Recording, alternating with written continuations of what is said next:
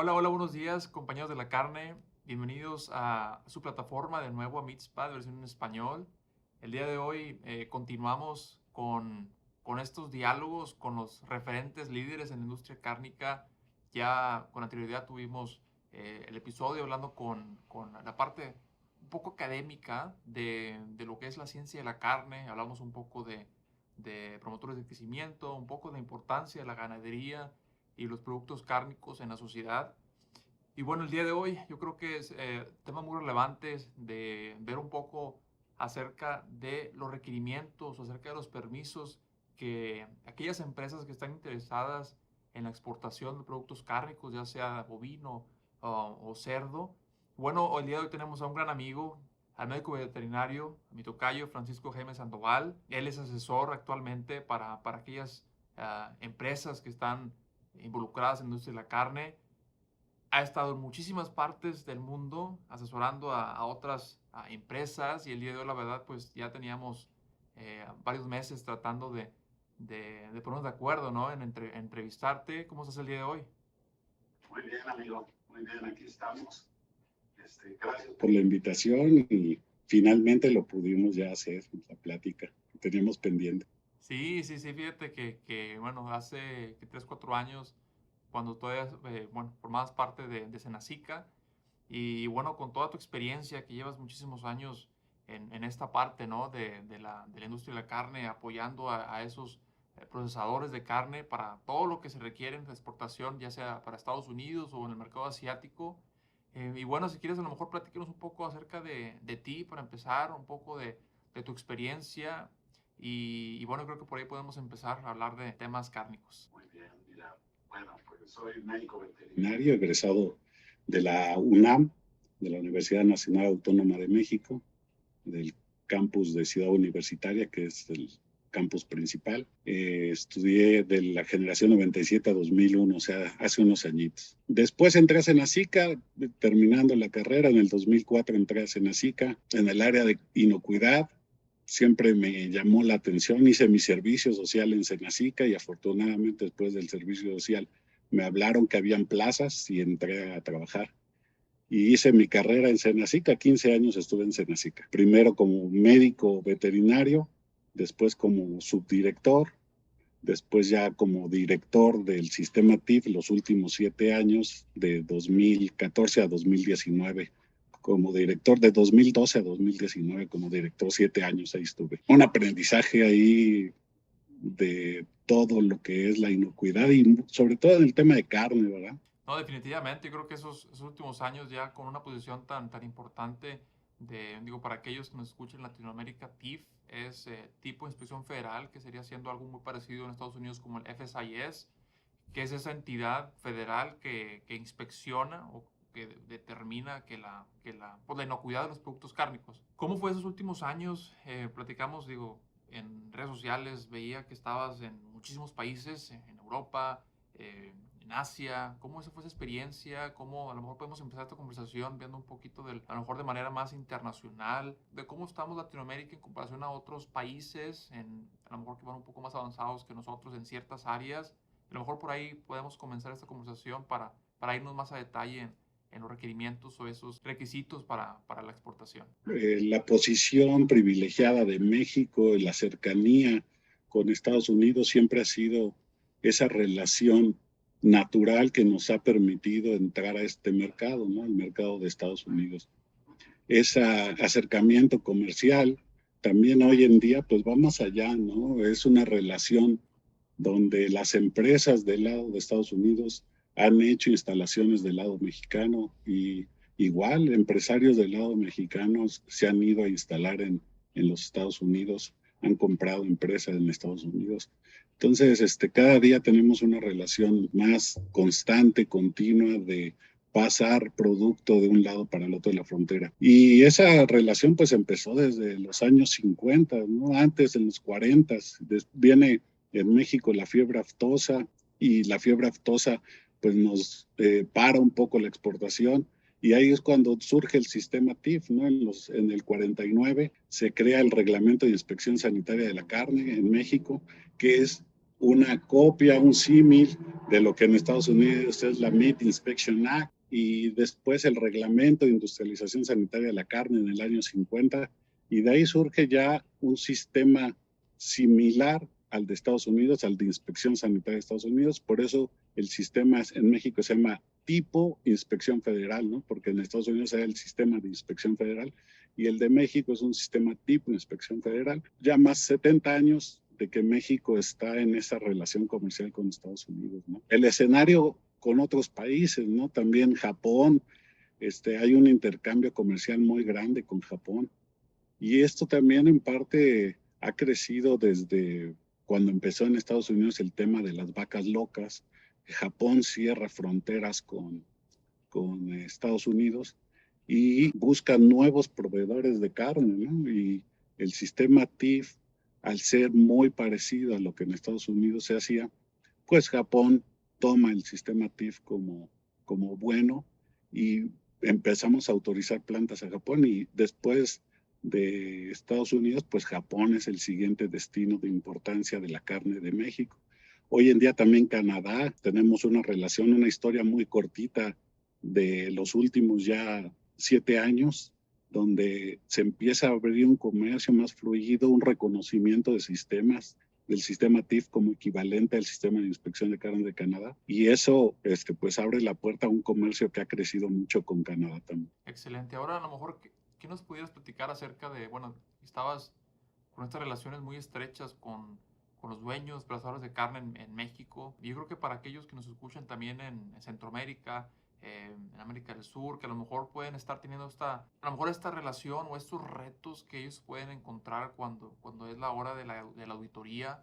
A lo mejor cuéntanos por favor un poco de los retos más importantes o a lo mejor los más comunes. Ahorita que me recuerdas nuestra relación también con Centroamérica, con Sudamérica y buenos amigos que se hicieron en este camino, ¿no? Con las autoridades de otros países. Tenemos muchas veces ese acercamiento con ellos de querer exportar a Estados Unidos, de que ellos quieren exportar a México. Entonces, empezamos ahí con una muy buena relación. Se fortaleció mucho, por ejemplo, con Honduras, ¿no? Porque también una empresa mexicana que es de su carne se va a Honduras a establecerse. Entonces, hay un crecimiento de los sistemas de inspección en todo Centroamérica. Y Honduras también es gente muy capacitada de Honduras, estuvo acercándose con México para empezar a fortalecer ellos su sistema y alcanzaron el reconocimiento ellos para carne de ave, ¿no? Para exportación también a Estados Unidos. Entonces, creo que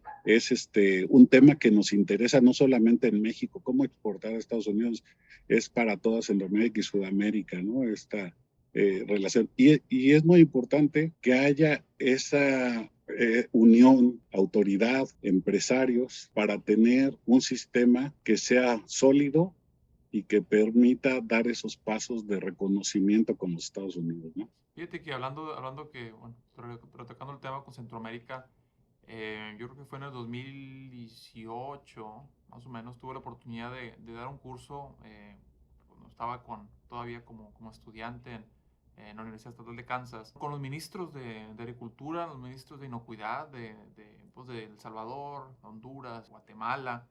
Y la verdad fue una conversación muy enriquecedora. Y hablando en conversaciones, ¿no? Con ellos que están el día a día, pues muy orientados hacia los plan HACCP. Ya ahorita platicaremos un poco de eso. De no cuidado un poco de sus retos, ¿no? Y a veces no lo vemos así, pero yo creo que estamos en una ventaja comercial, geográfica, y a veces no lo alcanzamos a ver hasta que tenemos estas conversaciones con países que a lo mejor batallan un poco más en ciertas áreas y la verdad pues a veces no lo vemos. Recuerdo unas conversaciones con ellos hablando de, bueno, la importación de pastas de pavo, pastas de pollo y, bueno, ciertas áreas de oportunidad en cuestión de cuando hacían el muestreo para ver este tipo de patógenos, salmonela y, bueno, yo creo que a veces era unos retos muy grandes, ¿no? Pues están importando bastante producto y si sale no sé, del muestreo algo positivo, bueno, ¿qué haces, no? Tienes todo un cargamento ya en tu puerto. Yo creo que es uno de los retos, ¿no? Importantes, bueno, ¿qué haces? ¿Lo regresas? Pues algunas de las implicaciones pues, económicas, ¿no? De que ya tienes el producto y ahora ¿qué haces con él? No sé si a lo mejor si si pudieras a lo mejor platicarnos un poco de, si meternos más a fondo, no sé, de alguno de los retos o problemas que te hayas encontrado a través de tu carrera, a lo mejor en esta área, en tipo de ejemplos, a lo mejor alguna de nuestra gente que nos está escuchando está pasando por esto actualmente y bueno, qué hacer cuando un cargamento te llega de ya sea Estados Unidos, de Canadá, de Europa o algo y en tu muestreo sale eso. Debemos de tener un sistema que se construya en base a un análisis de riesgo, ¿no? El análisis de riesgo debe de establecerse por tipo de producto, ¿no? Por tipo de proceso, por características del producto que estamos importando. Creo que esa muchas veces es nuestra limitante como autoridades en Centroamérica de tener un marco regulatorio que nos permita esa agilidad y que esté orientado a lo que hoy en día te piden los comercios internacionales, ¿no? Que es el análisis de riesgo. Tenemos normativa muy vieja, tenemos normativa que es rigurosa, que no permite esa flexibilidad de producto, ¿no? La pasta de ave, pues bien sabemos, es un producto, o lo que, como se llama también, ¿no? La carne mecánicamente separada, ¿no? Son productos que tienen una exposición a un medio ambiente que puede generar una ligera o mediana contaminación, ¿no? Entonces, a veces se sataniza un producto por presentar una cuenta bacteriana, ¿no? Cuando ese producto, si haces un análisis de riesgo, pues ese producto va a tener un proceso, va a tener medidas de mitigación del riesgo, ¿no? Ese creo que debe ser un enfoque que para las autoridades tanto de México como de América Latina nos beneficia que se haga análisis de riesgo hacia el producto que vamos a importar y el enfoque sea en muchas ocasiones muy específico, muy claro hacia la inocuidad del producto, porque también se llegan a involucrar aspectos de calidad del producto que no necesariamente son inocuidad, ¿no? La calidad, por ejemplo, recuerdo que la norma mexicana señala que si la carne tiene moretones es motivo de rechazo, ¿no? Entonces, en realidad, el moretón, pues, si bien te habla de que pudo haber un mal manejo en el animal vivo y por eso hubo moretones, en realidad es un aspecto de calidad, no de Calidad, sí. inocuidad del producto, ¿no? Entonces, creo que esos criterios hay que irles dando ese enfoque que nos permita tener un sistema flexible para la importación de productos, ¿no? No, definitivamente, creo que ya platicamos en episodios pasados de la diferencia entre inocuidad y calidad. Bueno, siempre tratando de inocuidad es cuando estamos hablando de patógenos, ¿no? Y hablando de calidad, pues son pues temas relativos, como le dices tú, hematomas, moretones, grasa, todo lo que va orientado hacia lo que es la parte organoléptica o visual del producto, que no como tal te puede hacer un daño. Fíjate que me quedo con eso que me comentes, creo que eso me hace mucho, me interesa mucho pues cómo vemos en Latinoamérica este tipo de análisis de riesgo. Y no tratando de comparar al sistema americano, pero a lo mejor viéndolo como como referencia, ¿no? Y vamos otra vez de nuevo a este ejemplo, ¿no? De los patógenos. Sabemos que en Estados Unidos hay siete cepas, 7 tipos de E. coli que son prohibidos, que no pueden estar en la carne como tal, en producto fresco y mucho menos en producto, pues, el producto final, cocido. Y yo creo que ahí, bueno, sería importante, ¿no? Tocar el tema un poco de nuevo porque, pues, en teoría, y ni siquiera en carne molida cruda puede haber una célula de coli. En nuestros marcos normativos en América Latina, ¿están esas 7 cepas en nuestro marco normativo? No, digo, en México, la norma 213, que es la que habla de los productos procesados, recientemente se modifica para mediados de 2018 apenas, se modifica para incorporar a la E. coli 157H7 como una de las medidas que la autoridad puede verificar en un producto, ¿no? Pero faltan las otras 6 Shiga, ¿no? Shiga, toxin, bacterias, ¿no? Entonces, no tenemos un marco normativo nacional que nos permita tomar acciones sobre las empresas que llegaran a tener un problema con esto, ¿no? No es que en México no haya problemas con listeria, ¿no? Seguramente los hay, pero no están cuantificados, ¿no? Y muchas veces también en los países de América Latina Claro. nos pasa que Sí está la enfermedad, está presente, pero no está cuantificado cuánto daño, cuánta población se está viendo afectada de esta, ¿no? Entonces ese es el principal fortaleza que tiene el sistema de los Estados Unidos, ¿no? Que ellos han hecho mucha investigación sobre las incidencias de las bacterias en su población, esta comunicación tan cercana que tienen sus autoridades, ¿no?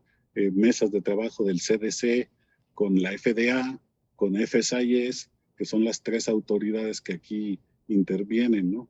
Y bueno, es atractivo, ¿no? Cómo tres autoridades se coordinan, pero, por ejemplo, en el gobierno de Canadá, es una sola autoridad que tiene tres oficinas, ¿no? Que es el sistema de salud de los Estados Unidos que se coordina dentro de lo que es el CFIA y de esa manera pues queda más integrado, ¿no? En una sola autoridad. Y acá en México pues también tenemos una separación de autoridades, ¿no? Y que muchas veces puede tener esa complicación de coordinación, ¿no? Que es la Secretaría de Salud por un lado, con la COFEPRIS y por el otro lado la Secretaría de Agricultura con el SENACICA, ¿no? Un nivel de coordinación ahí se necesita pues para fortalecer los sistemas de inspección, para fortalecer las normativas, ¿no? En la norma 213, que es de Secretaría de Salud, que comentaba, que se incorporó ECOLIO 157, pues fue también en esta mesa de trabajo cuando se desarrolla la norma, donde también SENACICA participa y dice, oye, pues esta es la preocupación ya en el mundo, la ECOLIO 157H7 hay que incorporarla en la 213 y en esas mesas de trabajo es donde se lleva, ¿no? Entonces, eso muchas veces es lo que nos está pasando, ¿no? Que nuestro marco normativo no está fácil de actualizarse, o se actualiza en base a alguna idea que puede ser equivocada, ¿no?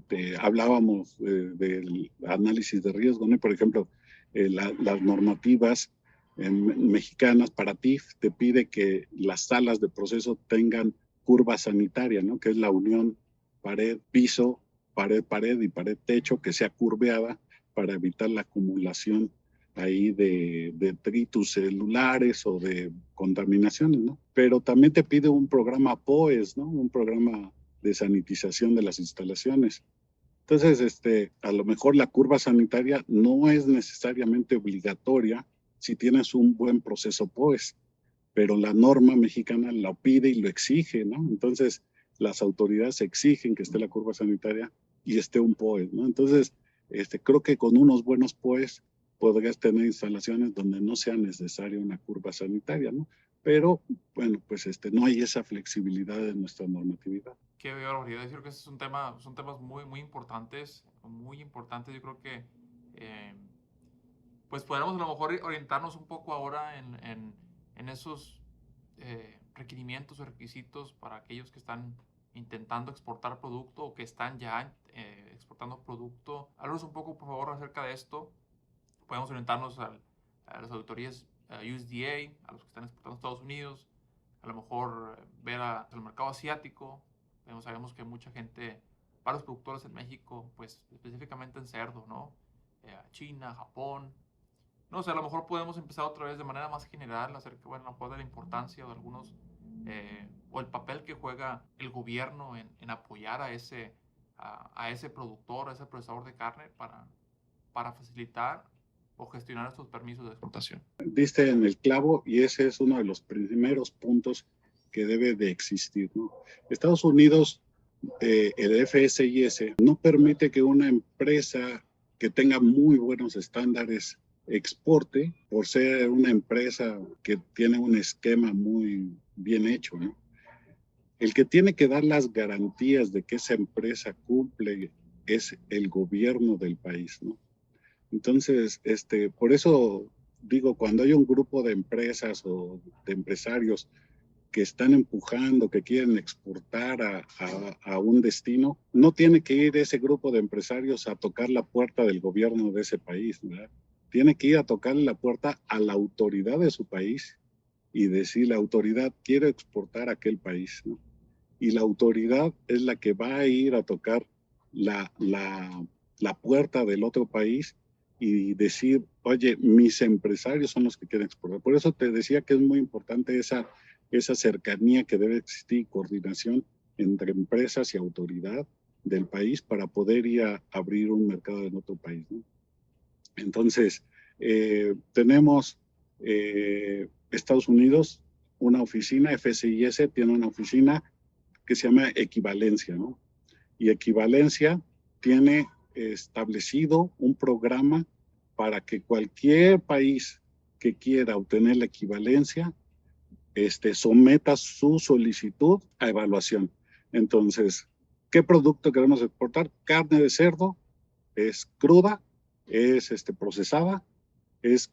procesada en crudo o cocidos, son productos madurados, jamón serrano, un pepperoni, son productos nada más cocidos, son productos estables en anaquel, o sea, enlatado, pouch, ese tipo de producto. Tenemos que definir muy bien cuál es el producto que queremos exportar y empezar a llenar con el sistema de Estados Unidos la herramienta de equivalencia que es el Self-Reporting Tool, el SRT, ¿no? Entonces, como país ya vas armando tu expediente y el SRT es una herramienta de evaluación de gobierno, ¿no?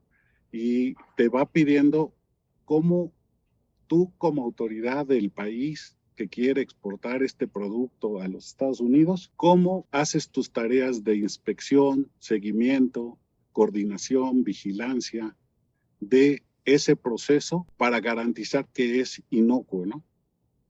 Entonces tenemos ya, México, por ejemplo, tiene equivalencia con el USDA, TIF tiene equivalencia con el USDA en productos de res, productos de cerdo, con crudos, procesados en crudo, cocidos y totalmente cocidos estables en anaquel, ¿no?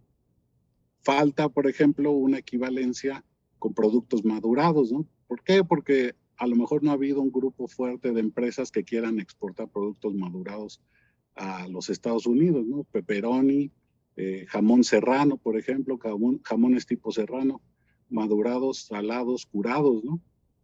Entonces, eso nos falta. En el caso de carne de ave igual, se aceptan las aves nacidas y criadas en México para ser elegibles para exportar a los Estados Unidos. Hay que hacer un proceso de equivalencia.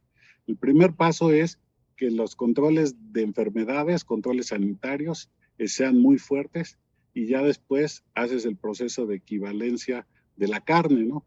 Y creo que eso nos ha faltado, esa combinación de sistema de sanitario mexicano muy sólido y un sistema de inspección sanitaria de la carne sólido para poder hacer la solicitud de evaluación a los Estados Unidos, ¿no? Para la equivalencia.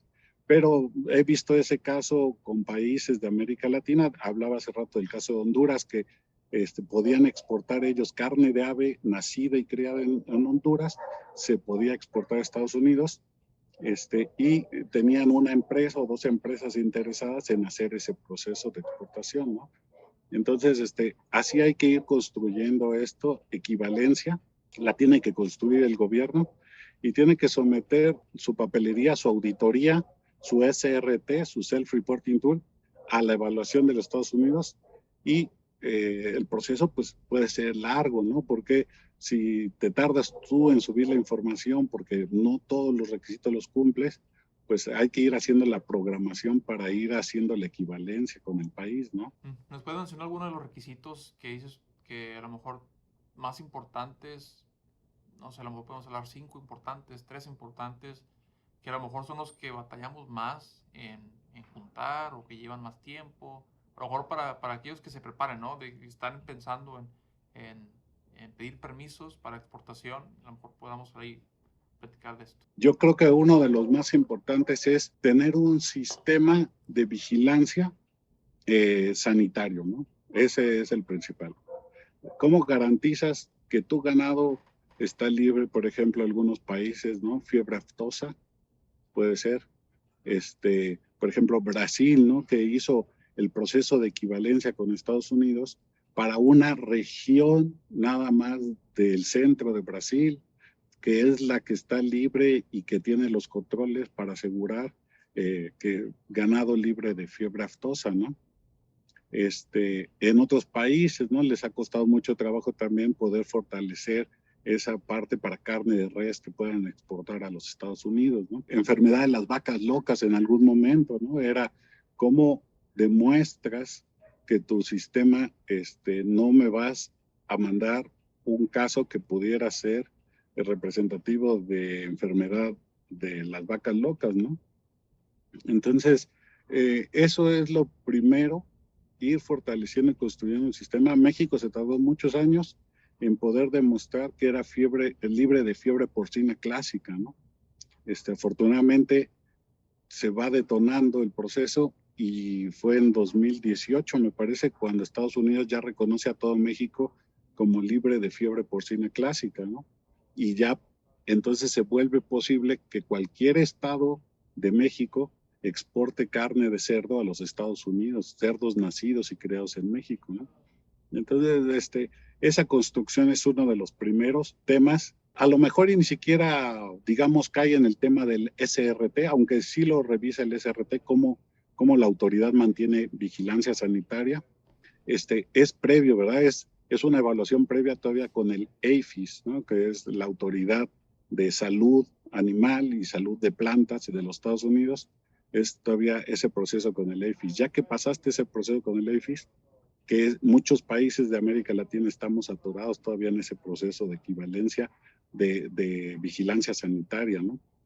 Ya cuando lo pasas, entonces ya empezamos con el SRT. Y ahí tenemos, por ejemplo, un sistema de vigilancia de productos medicados, ¿no? En la aplicación del ganado, por ejemplo, residuos tóxicos, metales pesados, plaguicidas, promotores de crecimiento, ¿no? Que tengas un sistema de vigilancia de residuos tóxicos fuerte, fortalecido, representativo, que asegure, que respalde la producción nacional y que entonces aseguras con esto que la carne que vas a mandar a ese país no va a tener un problema de una sustancia prohibida que tu población vaya a consumir, ¿no? Nada más esto cae también dentro de lo que son las reglas de comercio mundial, ¿no? Que es la OMC, ¿no? La Organización Mundial de Comercio. Entonces, cada país te va a pedir un nivel de protección, ¿no? Entonces, tú debes de tener un nivel adecuado de protección y cada país te lo evalúa. Entonces, si tú aseguras que tu programa de control de sustancias, de residuos tóxicos, de medicamentos es fuerte, pasas ese primer requisito, ¿no? Te doy el caso de México, ¿no? Pues México está evaluando más de 130 sustancias, venía levantando un programa de residuos tóxicos que ya tenía más de 1,500 muestras, 1,500 muestras evaluadas, ¿no? Una muestra representativa de la producción nacional para carne de res, para carne de cerdo, para carne de equino, para carne de ave, huevo, para miel, ¿no?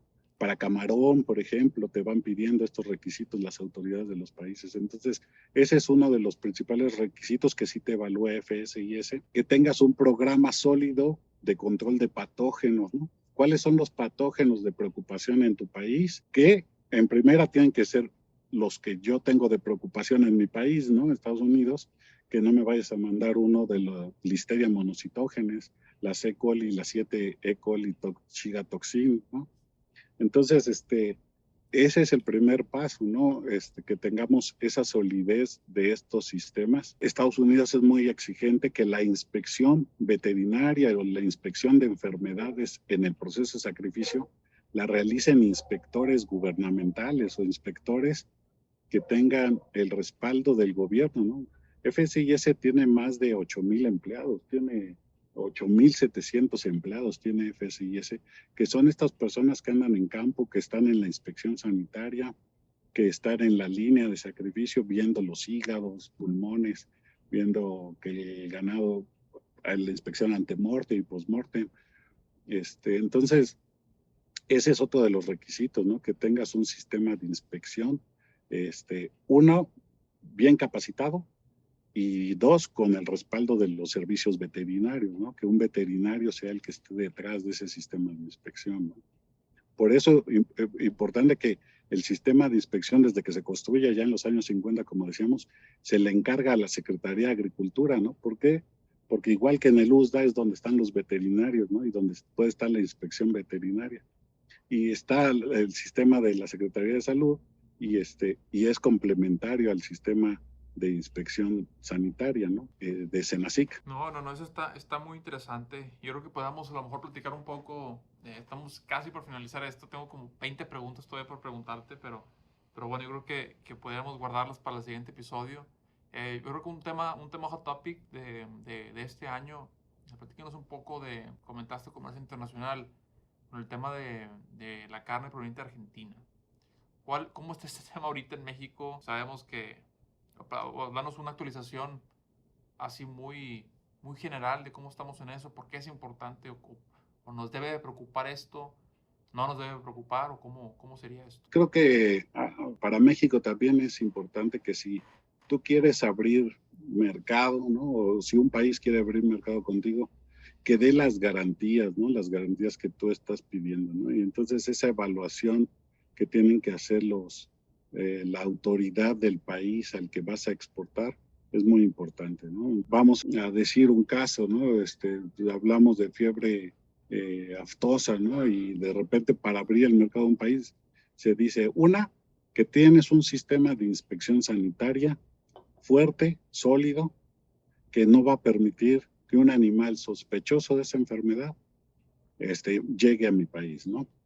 Y 2, podrías exportar carne enlatada, ¿no? Carne cocida, que entonces tienes una posibilidad y una mitigación del riesgo, que es el enlatado, el proceso de cocción total que destruye virus, que destruye bacterias, que destruye cualquier patógeno, ¿no? Si quieres exportarla en fresco, que sea carne que haya pasado por un proceso de maduración y que el pH de la carne haya descendido a ese punto donde se asegura la destrucción del virus, ¿no? De la fiebre aftosa, ¿no? Por ejemplo, me acuerdo que para Uruguay, ¿no? Era carne madurada de Uruguay lo que podían exportar a México y el pH es abajo de 5.8, me parece, que se pide que haya una comprobación de pH por abajo de 5.8 para asegurar la destrucción del virus, ¿no? De fiebre aftosa, ¿no? Cosas por el estilo donde... ¿Y el tiempo de empacado vacío, cuánto tiempo era? O a lo mejor por no medio. Recuerdo todos los estándares, pero sí, o sea, hay unas condiciones en las que tú puedes garantizar un respaldo de un producto que quieras exportar a un país. Y bueno, pues está la negociación comercial donde ahí se tienen que ir asentando todas estas condiciones, ¿no? Excelente, ¿no? Pues yo creo que eso sirve para cualquier país, ¿no? De tener garantizar que lo que uno está exportando pues esté a las medidas o a los estándares del país que está exportando o inclusive mayor, ¿no? Es lo que siempre se comenta, ¿no? Estás igual o mejor que yo para poder recibir tu producto. Exactamente. Hablábamos de la evaluación del SRT, del Self Reporting Tool. Y entonces tú tienes, cuando sometes un expediente de evaluación con los Estados Unidos, tienes 2 opciones, ¿no? Que tu sistema de inspección haga una tarea homóloga, o sea, igual a lo que yo hago, o equivalente, ¿no? Equivalente es, no sigues los mismos pasos, pero el nivel de protección del producto se garantiza, ¿no? Entonces, tú te puedes ir por esas 2 vías, homólogo mi sistema a lo que tú haces, o te propongo una alternativa que yo considero que es equivalente a lo que tú haces, ¿no? Perfecto. Tengo una última pregunta y es acerca de, a lo mejor, al día de hoy, todos esos años que estuviste pues con tu rol en Senacica, al día de hoy, ¿cómo utilizas todas estas herramientas que pues aprendiste? ¿Cómo las accionas al día de hoy? ¿Cuál es alguno de tus posiciones o proyectos en los que estás trabajando el día de hoy? Pues siempre me gusta a lo mejor terminar con algo no tan técnico, pero algo más aplicado y ver un poquito de, a lo mejor, de liderazgo y esto, ¿no? No, sin lugar a duda. Bueno, te digo, yo salí de Senacica en 2019 y salgo de una institución a la que le estoy completamente agradecido porque las enseñanzas que ahí se adquieren, las experiencias vividas, no solamente en México, en varios países, pues en ninguna universidad de México puedes adquirir esa vivencia, ¿no? Esa experiencia. Me quedo yo hoy con lo aprendido durante todos estos años, ¿no? y ese crecimiento personal que me dio laboral, de experiencias, pero también creo que ya en el mundo de la operación real en planta, pues hay que combinarlo con otros temas, ¿no? Y mi crecimiento también hoy en día se ha dado en lo que son las certificaciones privadas, ¿no? Hay que aprender mucho de las certificaciones privadas y donde se combinan ya hoy también temas de sustentabilidad, temas de control de tus desperdicios, de tus residuos, la seguridad y la higiene de los empleados laboralmente, ¿verdad? Y todo el sistema de calidad total que tiene que respaldar una empresa hoy, ¿no? Ya un enfoque más hacia lo que son los estándares ISO, ¿no? ISO 9001, 14001 para residuos, la 45,000 para seguridad e higiene laboral, ¿verdad? La 22,000 que es precisamente inocuidad en el proceso de los alimentos, ¿no? Entonces, no terminas de aprender, ¿no? Y hay muchas empresas en México, afortunadamente, que traen este interés, una, de certificarse TIF, de certificarse en certificaciones privadas, de exportar a Estados Unidos, a Canadá, a Asia. Entonces hay que fortalecer estos sistemas de inspección sanitaria de la carne, el sistema TIF, el sistema de los Estados Unidos, pues tiene un enfoque de calidad total, a final de cuentas, detrás de la construcción de su marco normativo, sí hay una evaluación enfocada, pues, principalmente al sistema HACCP, HACCP, pero detrás del sistema HACCP cada día hay una construcción más de este proceso de calidad total, ¿no? Tipo ISO 9000. Entonces, hay que trabajar muy de cerca con las empresas. Se necesita profesionistas que tengan esa visión de calidad total para las empresas, para que las empresas mexicanas tengan también un sistema confiable de aseguramiento de la inocuidad, ¿no? Tenemos empresas, lamentablemente, que de repente el sistema de calidad está cargado en una persona, ¿no? En una persona que le sabe, pero el día que se les va esa persona que sabe, se les cae el sistema de calidad, ¿no? No solamente pasa en México, pasa en todos lados, donde no hay una correcta implementación de un sistema de calidad con todos los pasos, ¿no? Entonces, en la medida que fortalezcamos nuestros sistemas de calidad, como empresa, pues te permite tener el respaldo y tener la confianza de que el negocio no se va a caer en el momento en el que no tengamos una falla, ¿no? Hablaba también de las herramientas de evaluación de análisis de riesgo, ¿no? Como empresa, ¿no? Y como empresa, ¿cómo construyes este sistema sólido? Tener gente de respaldo para capacitada, que si te falta un día la persona encargada exista alguien que pueda cubrir la necesidad operativa. Y toda esta construcción creo que es muy importante y es lo que hoy en día ya, aparte del conocimiento de inocuidad meramente enfocado a la norma mexicana y a la norma de Luzda, pues esta visión integral de la calidad y la inocuidad, ¿no? De los procesos. Creo que eso es lo que hay que fortalecer y en lo que de repente me voy enfocando hoy en día en mi asesoría particular que doy, ¿no? Ya sea a través de mí como persona física o a través de una consultoría que me contrata. Trabajo muy a gusto con las personas que me han contratado, ¿no? La asociación aquí en México me invita seguido a hacer proyectos de evaluación con ellos y pues en este enfoque de calidad total creo que es donde hay que trabajar, ¿no? ¿Nos pudieras pasar, por favor, tu contacto por si tenemos alguna gente que nos está escuchando, que quisiera contactarte? Di, por favor, tu correo, algún teléfono o algún sitio web o algo. Pues ahí está mi LinkedIn, Francisco Jaime Sandoval. Jaime es mi apellido, Sandoval. mi Facebook. Tengo un Facebook que se llama Food Safety MX, donde ahí también de repente subo algo de comunicación y pues ahí me pueden encontrar. Ahí estoy a sus órdenes. Mi correo fjaimesandoval@yahoo.com y pues aquí estamos, amigo. Excelente, ¿no? Pues para aquellos que estén buscando a una persona profesional, les recomiendo que contacten a Francisco Jaime. Muchísimas gracias otra vez por estar el día de hoy con nosotros. Yo creo que aprendimos muchísimo en estos 40 minutos de esta información. Yo creo que es muy valiosa no nada más para gente que está en México, también en Latinoamérica, que están buscando esas vías de desarrollo al exportar sus productos o al querer entrar en otros mercados. Pues bueno, muchísimas gracias por todo y nos vemos hasta la próxima. Gracias a ustedes, gracias a la audiencia. Saludos a los buenos amigos que hay en el medio de la carne. Paco lo conocí, precisamente estamos cumpliendo 4 años, amigo, que te conocí en agosto. En estas fechas andábamos por allá por Kansas.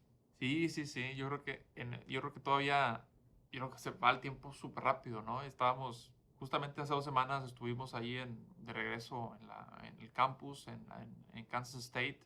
Tuvimos, después de 1 año y medio de pandemia, el año pasado no hubo el diplomado, bueno, al menos la parte de aquí de la parte práctica, en Kansas no hubo. Este año ya tuvimos la oportunidad de hacerlo presencial. Y bueno, sí tuvimos una buena participación, alrededor de 22 a 23 participantes. Pues en esto yo creo que en este negocio, este ámbito es muy pequeño y pues bueno, tuvimos la fortuna de conocernos por ahí. Y ahí seguimos, la amistad sigue y pues seguramente va a haber muchísimas preguntas y te las haré llegar de la gente que nos contacte. Y muchas gracias. Cuídense, hasta luego, que estés muy bien.